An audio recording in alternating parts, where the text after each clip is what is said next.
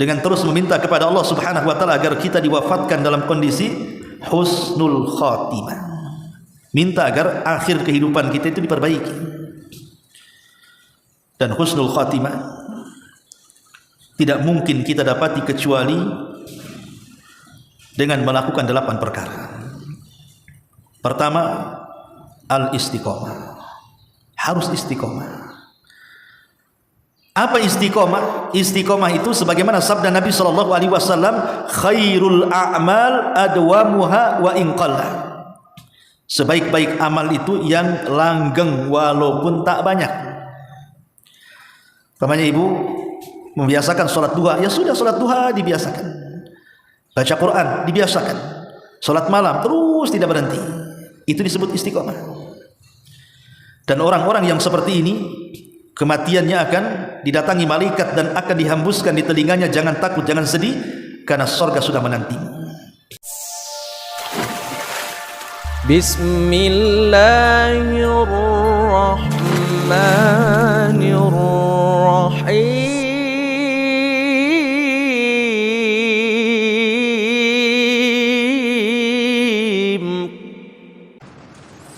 Kita mulai. Bismillahirrahmanirrahim. Assalamualaikum warahmatullahi wabarakatuh. Alhamdulillah wassalatu wassalamu ala Rasulillah wa ala alihi wa sahbihi wa mawalah wa la hawla wa la quwwata illa billahi wa ba'du. Alhamdulillah, segala puja dan puji hanya milik Allah Subhanahu wa ta'ala. Salawat dan juga salam kita hadiahkan kepada Rasul kita Nabi besar Muhammad sallallahu alaihi wa ala alihi wasallam. Ma'asyiral muslimat yang dimuliakan Allah Subhanahu wa ta'ala, alhamdulillah di pagi menjelang siang ini kita bisa kembali duduk di Masjid Nidaul Ilmi, dan pembahasan di hari ini kita akan membahas satu doa yang sangat bagus sekali untuk dibiasakan membacanya, karena doa ini selalu dibaca Nabi, dan doa ini mencakup kebaikan dunia kita dan akhirat kita. Doa ini dicantumkan di dalam Sahih Muslim pada nomor hadis ke-2720 dari sahabat Abi Hurairah radhiyallahu anhu. Nabi SAW selalu membacakan doa, Allahumma aslih li dini alladhi huwa ismatu amri, wa aslih li dunyaya allati fiha ma'ashi, wa aslih li akhirati allati fiha ma'adi, waj'al al-hayata ziyadatan li fi kulli khairin, waj'al al-mauta rahatan li fi kulli syarr. Ya Allah, perbaikilah bagiku agamaku yang menjadi pegangan urusanku, dan perbaiki bagiku duniaku yang menjadi tempat kehidupanku. Perbaikilah bagiku akhiratku yang akan menjadi tempat kembaliku, serta jadikanlah kehidupanku mempunyai nilai tambah bagiku dalam segala kebaikan, serta kematianku sebagai kebebasanku dari segala keburukan. Lihat bagaimana kandungan isi daripada doa ini. Allahumma aslih li dinil ladzi huwa ismatu amri, wa aslih li dunyaya allati fiha ma'ashi, wa aslih li akhirati allati fiha ma'adi, waj'alil hayata ziyadatan li fi kulli khair, waj'alil mauta rahatan min kulli syarr. Ma'asyiral muslimat yang dimuliakan Allah Azza wa Jalla, baik kita akan terangkan kalimat per kalimat dari doa ini. Di sini Nabi SAW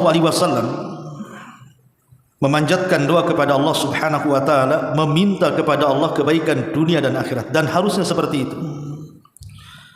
Seorang muslim kalau berdoa kepada Allah Subhanahu wa taala jangan hanya meminta kebaikan dunia saja. Karena kita ini tidak hendak hidup di dunia terus. Tapi kalau bisa 2/3 doa kita itu meminta kepada Allah Subhanahu wa taala akan kebaikan akhirat kita. Cukuplah dunia ini 1/3 saja, 2/3-nya minta akhirat. Karena kehidupan yang hakiki bagi kita itu bukan di dunia. Berapalah kita ini hidup di dunia? 60 tahun, 70 tahun, 80 tahun, iya kalau sampai ke situ usia kita. Karena Nabi SAW membatasi umur umatnya itu berkisar 60 sampai 70 tahun saja. Biasanya lewat dari 70 tahun juga, lewat juga umurnya. Jarang orang yang usianya lebih daripada 70 tahun, ada tapi sedikit. Tapi biasanya di usia 70 tahun ke bawah itu biasanya sudah meninggalkan dunia. Makanya penting kita meminta kepada Allah Subhanahu wa taala kebahagiaan yang sesungguhnya, minta akhirat.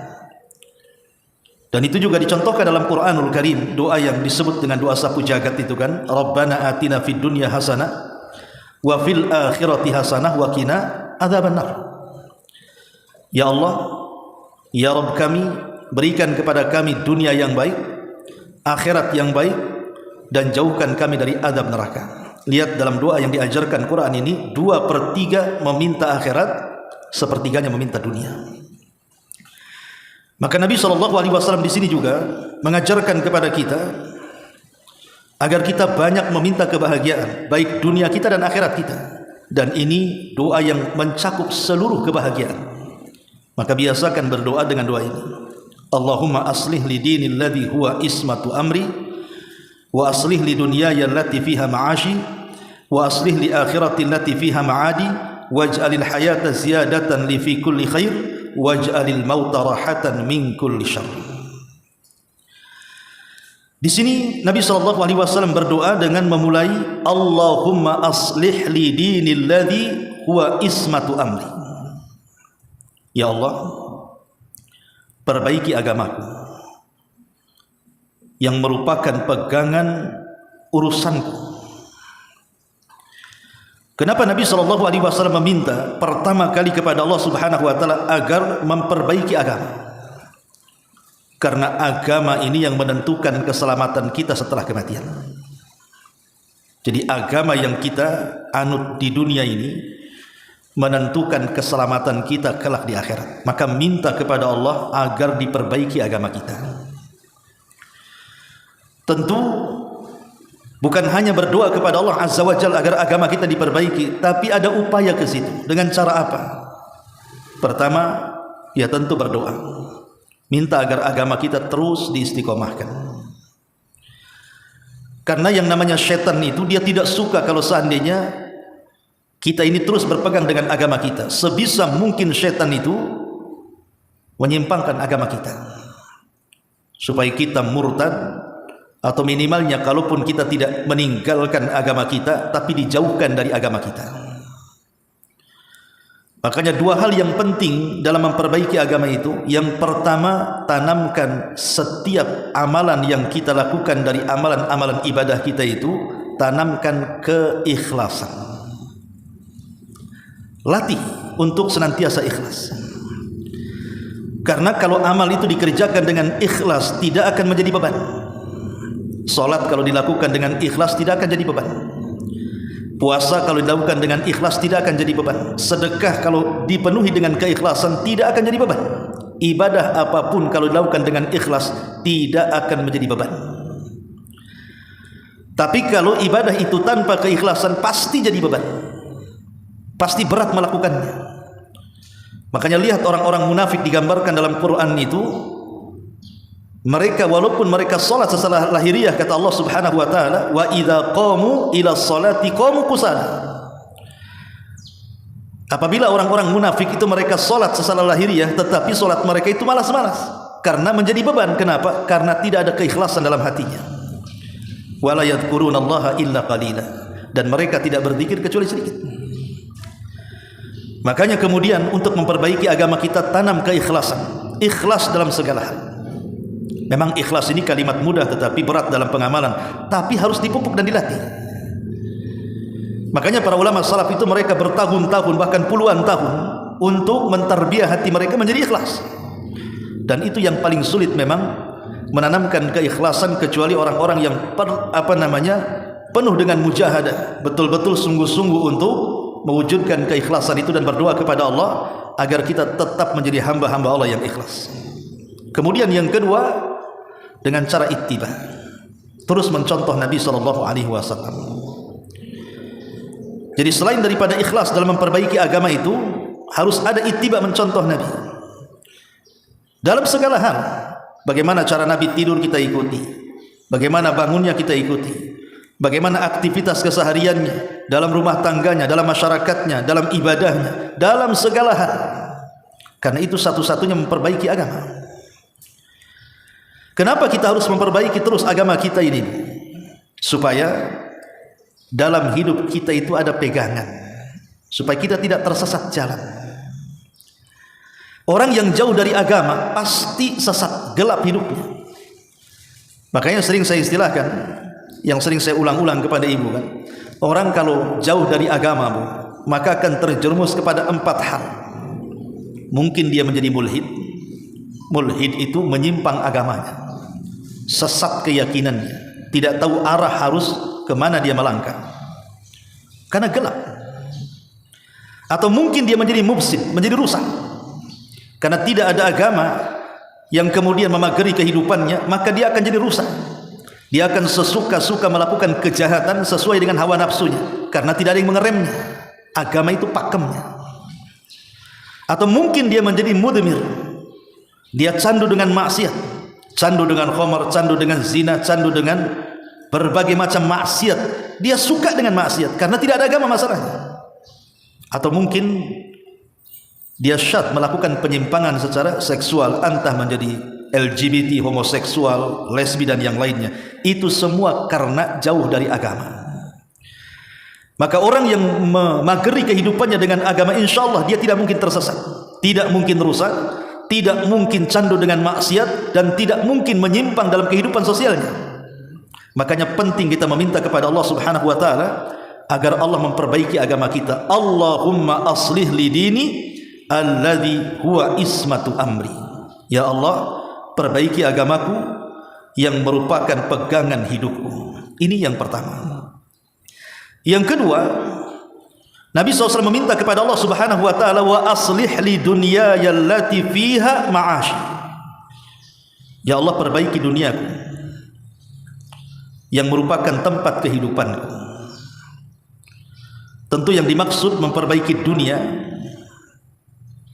supaya kehidupan kita nyaman. Dan itu disebutkan di dalam sebuah hadis. Nabi SAW bersabda, dari hadis Ubaidillah ibn Mihsan radhiyallahu an, Nabi SAW bersabda, man asbaha minkum aminan fi syirbihi mu'afan fi jasadihi indahu qutu yaumihi faka'annama hizat lahu dunya. Siapa saja yang di pagi hari dalam kondisi aman jiwanya, sehat raganya, dan dia punya bahan makanan cukup untuk satu harinya, seolah-olah dunia ada di genggamannya, kata Rasulullah. 3 perkara. Pertama, diberikan keamanan. Yang kedua, diberikan kesehatan. Dan yang ketiga, dicukupkan makan dan minum untuk menopang kehidupannya. Minta kepada Allah Subhanahu wa taala agar kita diberikan 3 perkara ini, karena 3 perkara inilah kebaikan dunia. Pertama, aman. Orang kalau aman hidupnya, tenang hatinya. Ibu aman, merasa aman dalam keluarga, tidak ada yang menyakiti. Suami baik, anak-anak baik, keluarga baik, tetangga baik, aman, tenang hatinya. Tapi kalau hidup ini tidak aman, hutang banyak, bermasalah dengan tetangga, bermasalah dengan anak-anak, keluarga, tidak akan aman hidup ini, tidak akan tenang hidupnya. Maka minta kepada Allah Subhanahu wa taala untuk memperbaiki dunia itu, diberikan keamanan, karena aman inilah yang membuat kita tenang hidup. Aman dari ancaman, aman dari orang-orang yang menyakiti dengan lisannya dan perbuatannya.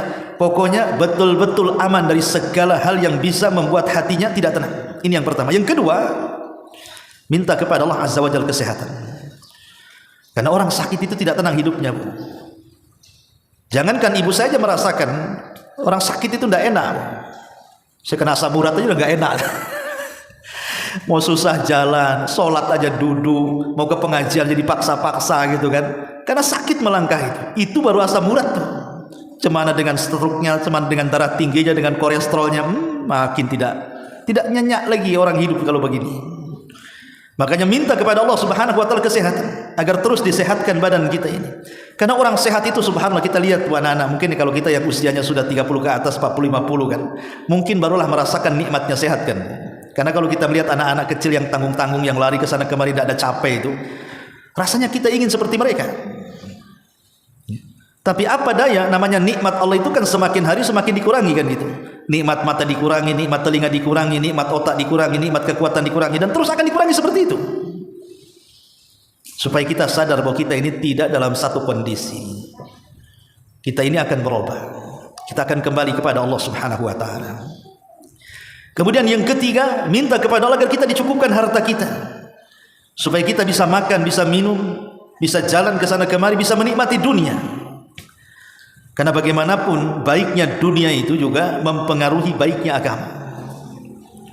Maka yang kedua, meminta kepada Allah Subhanahu wa taala agar dunia kita diperbaiki, supaya kita tidak meminta-minta, supaya kita tidak mengemis, supaya kita punya izzah, punya kemuliaan, merasa cukup dari apa yang Allah berikan kepada kita, merasa qanaah dan zuhud. Minta kepada Allah agar dunia kita diperbaiki. Ini yang kedua. Kemudian yang ketiga, wa aslih li akhiratil lati fiha ma'adi. Ya Allah, perbaiki akhiratku yang merupakan tempat kembaliku. Tentu kebaikan akhirat, saya ulangi dari awal, itu ditentukan dengan kebaikan agama. Makanya dimulai dengan meminta agar agama kita diperbaiki supaya akhirat kita baik. Karena di akhirat ini, Bu, banyak peristiwa dan kejadian yang mengerikan bagi kita. Kita tidak tahu apakah kita bisa melalui atau tidak. Jangankan lagi cerita akhirat. Seandainya Allah Subhanahu wa taala takdirkan kita meninggal dunia, kemudian kita masuk ke alam barzah, banyak peristiwa yang kita akan lalui di alam barzah itu. Apalagi cerita akhirat. Di alam barzah itu ada yang namanya dhaqatul qabri. Bagaimana kemudian kuburan akan menghimpit kita, di sana ada fitnah kubur, pertanyaan mungkar dan nakir, di sana ada azab kubur dan segudang peristiwa yang ada di alam barzah itu. Belum lagi di akhirat kelak. Di sana ada hari kebangkitan, yaumul ba'tsi wan nusyur. Di sana ada hisab, di sana ada timbangan, di sana ada pengambilan catatan, di sana ada titian, di sana ada kontoroh, macam-macam peristiwa. Makanya kita meminta kepada Allah Subhanahu wa taala agar Allah memperbaiki akhirat kita. Karena bagaimanapun kalau akhirat kita baik, kita akan merasa aman dari kengerian kelak pada hari ketika manusia dikumpulkan di hadapan Allah Subhanahu wa taala. Ma'asyiral muslimin, muslimat yang dimuliakan Allah Subhanahu wa taala, maka minta kepada Allah terus agar akhirat kita diperbaiki. Karena itu tempat kembali kita masalahnya. Minta kepada Allah surga. Karena itulah tempat kembali kita yang hakiki. Kata Nabi SAW, "Idza sa'altumullaha fas'alul firdausil a'la." Kalau kalian minta kepada Allah, jangan tanggung-tanggung, minta surga yang paling tinggi yang disebut dengan surga Firdaus. Karena itu adalah setinggi-tingginya surga dan atapnya langsung Arsyur Rahman, Arsy Allah Subhanahu wa taala. Minta dalam setiap doa kita, Bu. Jangan sampai dalam setiap doa kita tidak minta surga. Kalau bisa setiap doa kita sisipkan, ya Allah berikan surga, ya Allah berikan surga, ya Allah berikan surga. Begitu. Karena itu tempat kembali kita yang hakiki. Kemudian yang keempat, waj'alil hayata ziyadatan li fi kulli khairin. Ya Allah, jadikanlah kehidupanku menjadi nilai tambah bagiku dalam segala kebaikan. Maknanya jangan sampai setiap hembusan nafas kita yang lalu begitu saja tanpa ada kebaikan di situ. Ketika Nabi SAW mengumpulkan para sahabat, Nabi SAW bertanya ke hadapan para sahabat, siapa yang hari ini di antara kalian mengunjungi orang sakit? Tidak ada yang menjawab kecuali Abu Bakar. Saya wahai Rasul. Kata Nabi SAW, siapa di antara kalian yang hari ini mengikuti jenazah sampai ke kuburan? Tidak ada yang menjawab kecuali Abu Bakar. Saya wahai Rasul. Kata Nabi SAW, siapa yang hari ini memberi makan fuqara wal masakin? Tidak ada yang menjawab kecuali Abu Bakar. Saya wahai Rasul. Kata Nabi SAW, siapa di antara kalian yang berpuasa hari ini? Tidak ada yang menjawab kecuali Abu Bakar. Kata Nabi SAW, tidaklah 4 perkara terkumpul dalam seseorang dalam satu hari illa dakhalal jannah, kecuali pastikan dia masuk surga. Artinya Nabi SAW mengajarkan kepada kita jangan sampai lewat satu hari itu tidak ada kebaikan yang kita lakukan. Makanya Allah Subhanahu wa taala mengatakan fa idza faragta fansab. Apabila engkau sudah selesai melakukan sebuah amalan, maka mulailah dengan amalan yang baru yang baik. Supaya apa? Supaya Allah mudahkan amalan kita. Karena orang-orang yang sudah mudah mengamalkan amalan soleh, mudah melaksanakan salat, mudah melaksanakan puasa, mudah melaksanakan zakat, mudah melaksanakan sedekah, mudah berzikir, mudah baca Quran, mudah silaturahim, mudah, pokoknya mudah beramal soleh, maka Allah akan mudahkan jalannya ke surga.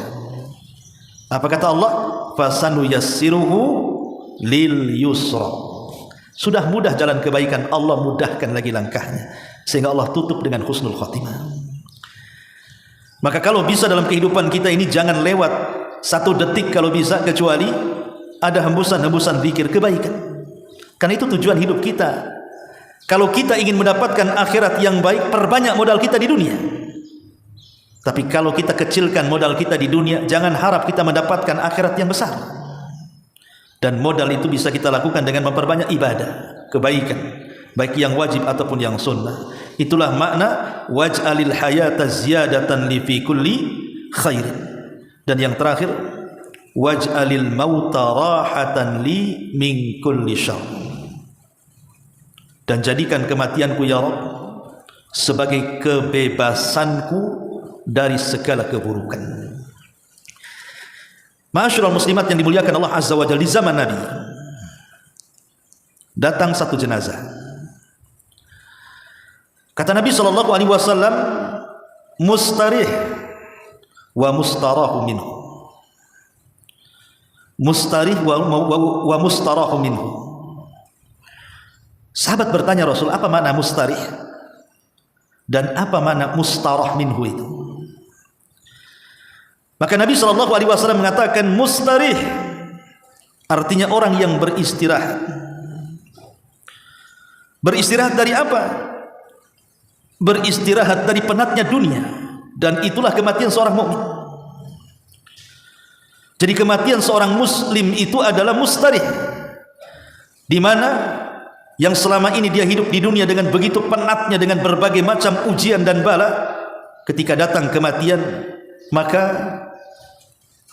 dia terbebas dari segala keburukan dunia. Kita lihat ada orang-orang yang bunuh diri kan Bu. Alasannya apa? Faktor ekonomi. Tidak tahan disakiti, tidak tahan dizalimi, tidak tahan dibuli, tidak tahan dengan ekonomi yang seret dan begitu seterusnya. Akhirnya apa? Berujung dengan bunuh diri kan. Dan itu banyak disaksikan di masyarakat. Gara-gara putus cinta aja bunuh diri. Padahal hanya cinta saja, cinta tak dimakan, bunuh diri dia.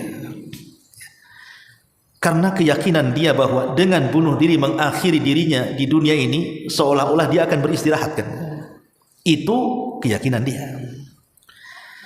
Sebenarnya keyakinan orang yang meninggal itu beristirahat itu benar kalau itu kematian seorang mukmin.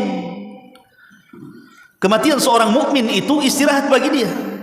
Dia sudah tidak akan lagi merasakan penatnya kehidupan dunia, karena dia akan beralih kepada kenikmatan yang luar biasa, nikmat kubur, yang kelak ujungnya akan masuk ke dalam surga yang merupakan ujung daripada seluruh kenikmatan. Tetapi kalau kematian itu dirasakan bukan seorang mukmin, orang fasik, orang jahat, orang kafir, orang musyrik gitu ya, maka yang beristirahat bukan dia yang mati, tapi orang yang beristirahat. Syukurlah dia mati. Kalau tak mati buat rusuh aja dia tuh. Orang lain yang beristirahat. ternak-ternak yang beristirahat, bumi dan langit yang beristirahat karena kejahatannya. Makanya minta kepada Allah Subhanahu wa taala agar kita ini diwafatkan betul-betul yang beristirahat, kita yang wafat, bukan orang yang beristirahat karena wafatnya kita. Dan itu dengan terus meminta kepada Allah Subhanahu wa taala agar kita diwafatkan dalam kondisi husnul khatimah. Minta agar akhir kehidupan kita itu diperbaiki. Dan husnul khatimah tidak mungkin kita dapati kecuali dengan melakukan 8 perkara. Pertama, al-istiqomah. Harus istiqomah. Apa istiqomah? Istiqomah itu sebagaimana sabda Nabi SAW, khairul a'mal adwamuha wa in qalla. Sebaik-baik amal itu yang langgeng walaupun tak banyak. Namanya ibu membiasakan sholat duha, ya sudah sholat duha dibiasakan. Baca Quran dibiasakan. Sholat malam terus tidak berhenti. Itu disebut istiqomah. Dan orang-orang yang seperti ini kematiannya akan didatangi malaikat dan akan dihembuskan di telinganya, jangan takut, jangan sedih, karena surga sudah menanti. Yang kedua, husnudzan billah. Berbaik sangkalah dengan Allah. Jangan pernah suudzon. Berbaik sangka dengan Allah. Sebab berburuk sangka kepada Allah itu saat kematiannya itulah yang menjadikan sebab dia su'ul khatimah. Berbaik sangka dengan cara apa? Pertebal harapan kita kepada Allah. Kemudian yang ketiga, takwa. Bertakwa, menjalankan perintah dan menjauhi larangan. Kemudian yang keempat, as-sidqu. Membiasakan jujur, membiasakan mengucapkan kalimat benar. Kemudian yang kelima, at-taubah, terus memperbaiki taubat. Kemudian yang nomor 7, al-mudawamatu ala ta'ah, senantiasa tidak berhenti untuk melaksanakan ketaatan. Dan yang nomor 7, mengingat kematian, karena mengingat kematian itu bisa memutus rantai cinta dunia. Dan yang terakhir, al-khawf min asbabi su'il khatimah, takut kalau seandainya kita meninggal dan mendatangkan sebab-sebab buruknya akhir perjalanan hidup kita. Ini 8 perkara kata para ulama. Kalau kita pahami, kita dalami, insya Allah inilah sebab-sebab orang itu husnul khatimah. Masyaallah muslimat yang dimuliakan Allah Subhanahu wa taala. Jadi doa ini terangkum berapa permintaan, Bu? Ada 4 permintaan.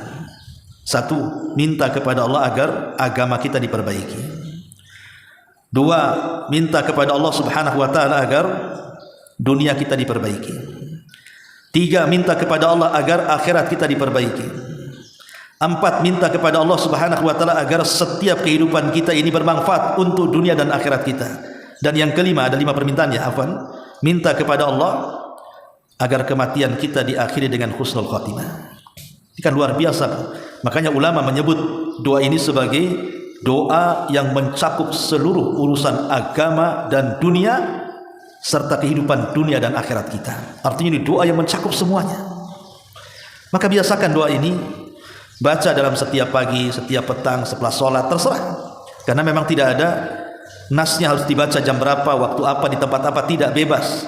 Kita bisa membaca kapan saja. Allahumma aslih li dini alladhi huwa ismatu amri wa aslih li dunyaya allati fiha ma'ashi wa aslih li akhirati allati fiha ma'adi waj'alil hayata ziyadatan li fi kulli khair waj'alil mauta rahatan li min kulli syarr. Ya Rabb, perbaikilah bagiku agamaku yang menjadi pegangan urusanku. Ya Rabb, perbaiki bagiku duniaku yang menjadi tempat kehidupanku. Ya Rabb, perbaiki bagiku akhiratku yang menjadi tempat kembaliku. Ya Rabb, sertakan jadikan kehidupanku mempunyai nilai tambah bagiku dalam setiap kebaikan, dan kematianku sebagai pembebas dari segala keburukan.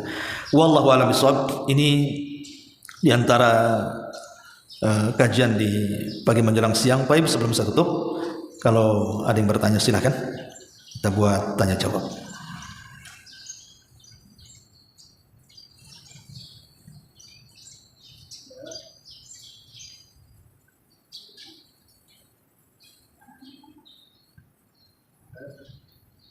Tidak ada, alhamdulillah.